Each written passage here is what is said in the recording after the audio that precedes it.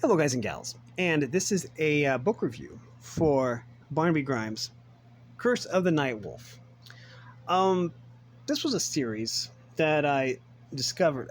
These authors I discovered rather when I was looking through a Disney Adventures magazine, and they talked about something called the Edge Chronicles, and I tried to get those up to the library, and they didn't quite have those, but they did have this book, which was by the same people, Paul Stewart and Chris Riddell. Um, and Of course, it's about a werewolf, of course. Um, as you can tell from the cover of the book, so that's not really a spoiler. One thing that I have done is in one of the reaction videos that I did read the first chapter of this book because it's rather graphic. The thing this book does is it does lead with its best material first. It's kind of like Sans Undertale. His first attack is basically his best attack, and he always wonders why bosses don't lead with their best attack. They save that for last. In this case, it is a very interesting book. But first of all, let's talk about Barnaby Grimes himself. Barnaby Grimes is kind of like a Victorian era Sherlock Holmes, except he's kind of a magnet for the supernatural or werewolves and such, cryptids and ghost ships and stuff like that. He kind of trouble finds him, basically. He's also, his main job is he's a courier, aka a TikTok lad. But this is Victorian England, so basically they didn't have TikTok. But TikTok is like, move fast. You get paid a lot of money if you move real fast and get your jobs done fast. He's also really good at high stacking, which means he jumps from roof to roof, kind of like Spider-Man, except without the webs. In a way, he's kind of like a superhero. But this is Victorian Europe, England rather. I want to say this takes place in London, but I'd probably be wrong. I don't even remember where this takes place, to be honest, but it's definitely London or Britain. And it uses a lot of British slang. There are some terms I actually had to look up, and there are some terms I didn't look up until I actually read the second book. And I'm like, well, what does this term mean? And one of the terms is water butt, and I'm not sure exactly why it's called that. And maybe someone British can tell me why a rain barrel is called a water butt. I don't know. But anyways, I just thought that was kind of funny terminology. But then again, the Brits do have kind of funny terminology, I guess. And at times it's kind of hard to grasp that, if you're not a Brit. But still, the book is really, really good. I will say, I will be linking a video down in the description of basically a video where I do read the first chapter of this book. I'm pretty sure it's copyright safe because if you want to read the first chapter of any book, you can go to like Amazon, I think it is, and they have like the first chapter like right there, or the first 30 pages of a book you can just read to see if you actually want to buy it. And like I say, they lead with their best content. But the real thrill is basically figuring how they got to this best content. I will say that and this is basically a young adult book, aimed at, I'm not sure what the age is for this, like 11-year-olds maybe, or 12, early teens. And I will say that the transformation scene at the very beginning is a little bit brutal and graphic. It was surprisingly graphic, but that didn't bother me at all. There was a YouTuber, I think it was Odin Wolf, that basically interviewed different people in the furry community as to how they got to different kinks. And one of them was Vor, I think, and somebody mentioned that they got into Vor because they read How to Train Your Dragon. And basically there was a scene, it wasn't in the movie or anything, a scene in like I think the first book, I don't remember what book it was, but in one of the books where someone got eaten and it got them into Vor or something.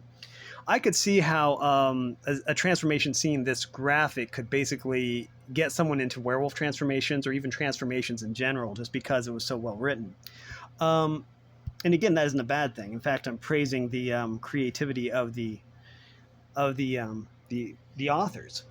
and I haven't read the Edge Chronicles yet, but I do want to. But I've got a backlog of like 10 books I still want to read before I get to the Edge Chronicles, and even the Mistborn series also, because apparently Patters really likes it, and I want to see what that's all about.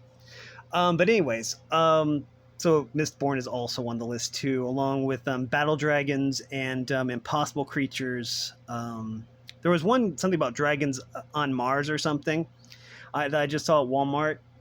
Granted, I get book ideas from Walmart, then go to the library because I don't have like fat stacks of cash to throw around just to buy a book anytime I want it.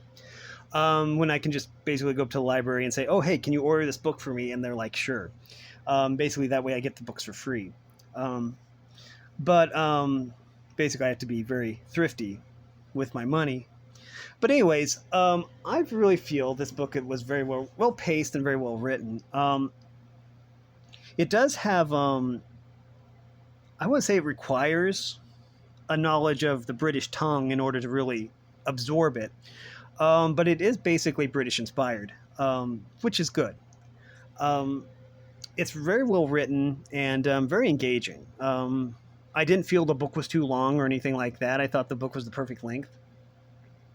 And granted, you basically figure out the stuff before the main character does, because this is basically aimed at a younger audience, I would say. But I don't really see that as hampering the plot or hampering the book in any way. This was really also there were quite a few graphics. Let me see if I can find those real quick. Like this one. This was part of chapter 1. So if you read like the first chapter on Amazon or something, you'd probably see this image. Let's see. And this one too. That was another one of the images.